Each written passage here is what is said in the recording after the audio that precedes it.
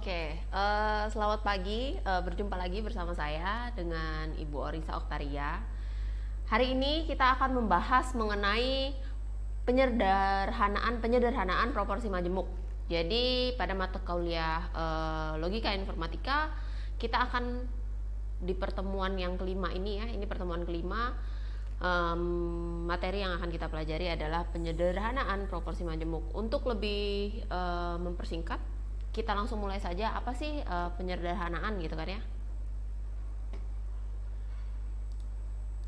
Oke, penyederhanaan menggunakan hukum-hukum logika. Jadi kalau kemarin di pertemuan sebelumnya kita sudah melakukan ekivalensi ya deh ya, ekivalensi. Jadi kita mau lihat apakah dua persamaan logika itu ekivalen atau tidak, sama atau tidak, menggunakan hukum-hukum logika. Nah, untuk penyederhanaan proporsi majemuk pun juga menggunakan hukum-hukum logika yang sudah kita pelajari di pertemuan sebelumnya. Ini tabel hukum-hukumnya, ada hukum identitas, negasi, idempoten, penyerapan. Kemudian ada hukum komutatif, asosiatif, distributif, De Morgan, itu sudah kita pelajari di pertemuan sebelumnya ya. Kemudian juga yang terakhir ada ekivalensi, tabel ekivalensi. Nah, ini contoh penyederhanaannya deh. Jadi kalau misalnya Ibu punya soal seperti ini nih, Ibu punya soal seperti ini mau disederhanakan sesederhana-sederhananya bisa jadi seperti apa? Maka yang pertama harus Ibu gunakan adalah menggunakan hukum identitas. Jadi A atau V itu Ibu ubah dulu ke dalam bentuk hukum identitas. A atau V jadi A saja ya. Selanjutnya ini menjadi kita ubah atau kita sederhanakan dengan hukum negasi, maka jadi true saja. A dan true, maka jadi A itu sendiri. Nah, ini sudah bentuk paling sederhana dari proporsi majemuk yang ada. Selanjutnya contoh soal lain. Contoh soal lain misalnya Ibu ada proporsi majemuk seperti ini ya. Yang pertama kali Ibu gunakan adalah menggunakan hukum distributif, yaitu mengeluarkan A-nya ya, hukum distributif. Jadi A-nya kita keluarkan, tinggal negasi B atau B dan C gitu kan ya. Kemudian ini kita hukum distributif juga, kita masukin gitu ya. Jadi seperti ini hukum distributif. Selanjutnya ini kita negasikan ya, hukum negasi menjadi true. Kemudian true dengan kita sederhanakan menggunakan hukum identitas menjadi seperti ini. Ini adalah bentuk paling sederhana dari proporsi majemuk yang ditanyakan. Ini contoh-contoh untuk menyederhanakan proporsi majemuk. Nah, selanjutnya ada proporsi prasyarat atau implikasi. Misalkan ada P dan Q adalah proporsi majemuk. P maka Q itu disebut adalah implikasi ya. Dilambangkan dengan tanda panah ya. Tanda panah jadi P, tanda panah Q. Proporsi P disebut hipotesis atau antecedent atau premis atau kondisi, sedangkan proporsi Q disebut dengan konklusi atau konsekuen.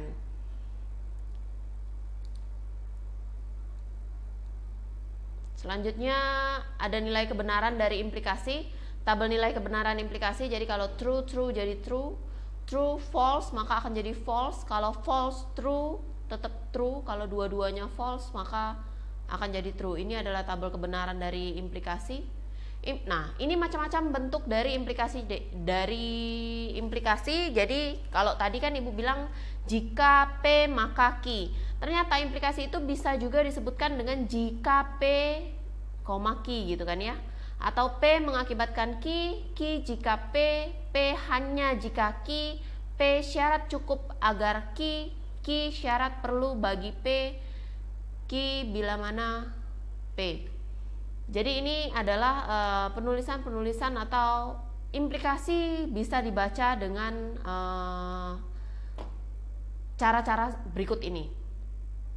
Ini contoh realnya. Jadi kalau tadi jika maka ya, jika hari hujan maka tanaman akan subur. Jika gas diperbesar, koma, mobil melaju kencang, koma ki kan ya. Es yang ada di kutub mencair mengakibatkan, tadi kan mengakibatkan ya, permukaan air laut naik. Kemudian ada lagi, orang itu mau berangkat jika ia diberi ongkos jalan, kebalikannya ya.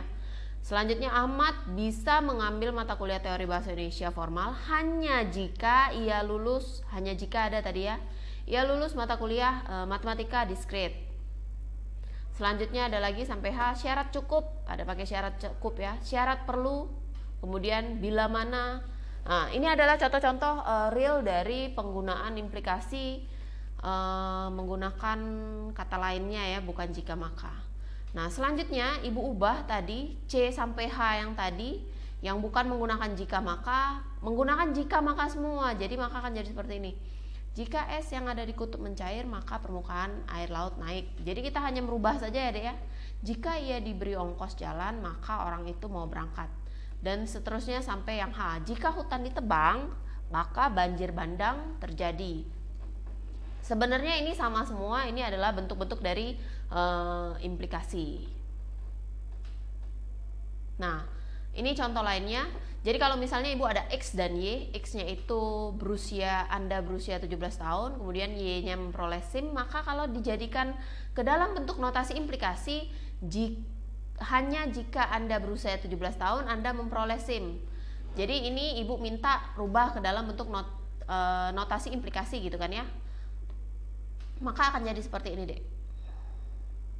Ini ya, jika hanya Anda berusia 17 tahun maka Anda memperoleh SIM, maka Y implikasi X. Selanjutnya adalah syarat cukup agar Anda memperoleh SIM adalah 17 tahun, X implikasi Y. Kemudian yang C, syarat perlu agar Anda memperoleh SIM adalah usia 17 tahun, berarti Y implikasi X. Jadi ini hanya permainan kata-kata saja, tapi semuanya menunjukkan implikasi. Nah, namun di sini ada negasi ya Dek ya. Jika Anda tidak memperoleh SIM, karena yang pertama tadi adalah memperoleh SIM dan berusia 17 tahun. Kalau tidak memperoleh SIM berarti kita tambahkan negasinya di sini. Negasi Y implikasi negasi X. Yang D juga dibalik aja, negasi X implikasi Y. Itu contoh implikasi. Nah, selanjutnya ada contoh kalau tadi kan contohnya dalam bentuk bahasa Indonesia, silakan ubah ke dalam bentuk notasi implikasi. Namun di sini disuruh tentukan apakah kedua moto tersebut sama. Jadi kalau ada dua pedagang kelontong mengeluarkan moto, yang pertama barang bagus tidak murah, selanjutnya pedagang kedua barang murah tidak bagus. Apakah kedua moto tersebut sama? Hal pertama yang kita lakukan, kita buat dulu mana X mana Y gitu kan ya. Di sini mana P mana Q gitu ya. Barang bagus kemudian barang murah. Kita buat pernyataan yang pertama, maka jadi P implikasi negasi Q. Kemudian pernyataan kedua, pedagang kedua, Q negasi implikasi Q implikasi negasi P. Maka kita buat ke dalam bentuk tabel kebenaran. Kita buat tabel kebenarannya P implikasi negasi Q dengan Q implikasi negasi P. Kalau hasilnya sama, hasil dari tabel kebenarannya itu sama, maka kedua pernyataan tersebut bisa kita nyatakan sebagai ekivalen atau sama. Selanjutnya ada converse, inverse, dan kontrapositif dari implikasi. Kalau kita punya implikasi P implikasi Q, maka kalau dibalik jadi Q implikasi P itu menjadi converse. Kemudian kalau kita tambahkan negasi itu menjadi inverse. Kalau sudah kita balik Q-nya jadi depan kemudian kita tambahkan negasi itu menjadi kontrapositif. Ini tabel kebenaran dari converse, inverse, dan kontrapositif. Selanjutnya di sini ada contoh soal, tentukan converse, inverse, dan kontrapositif dari pernyataan berikut. Jadi jika Amir mempunyai mobil, maka ia orang kaya. Itu pernyataan pertama. Kemudian penyelesaiannya kita suruh tentuin ya, mana converse, mana inverse, dan kontrapositifnya. Kita tentuin dulu mana P, mana Q gitu ya. P-nya adalah Amir mempunyai mobil. Kemudian Q, Amir orang kaya. Kita mau jadiin converse-nya.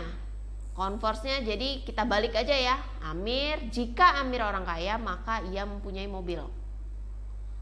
Kemudian inverse-nya kita tambahin negasi, jika Amir tidak mempunyai mobil, jadi sama ya.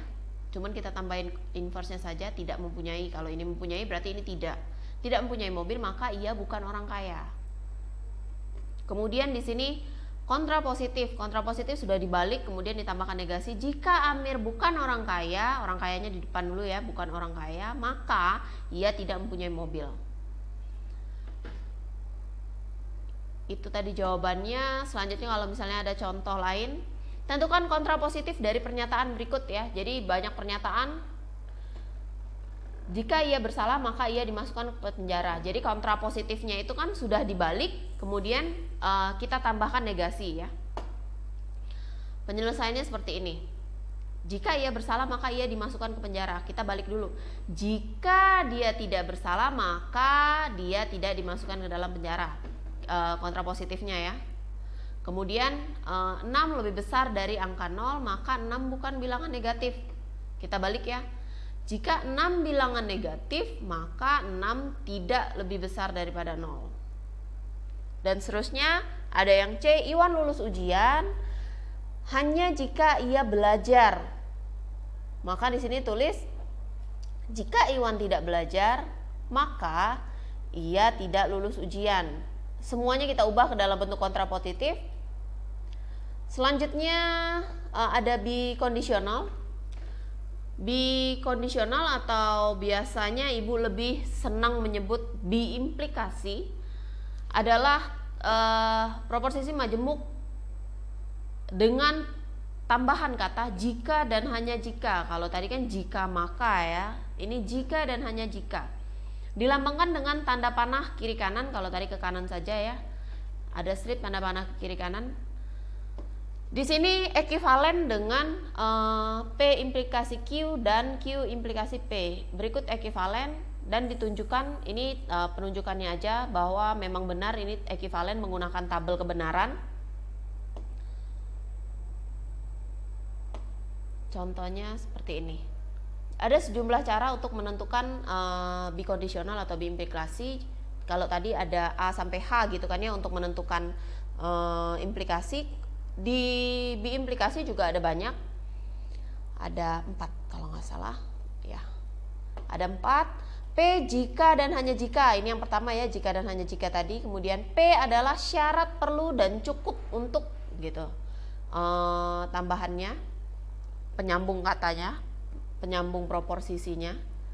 Kemudian ada juga jika P maka Q dan sebaliknya, kita tambahkan dan sebaliknya. Yang keempat ada P if double F key. Contohnya berikut untuk D sampai D. 1 tambah 1 sama dengan 2 jika dan hanya jika.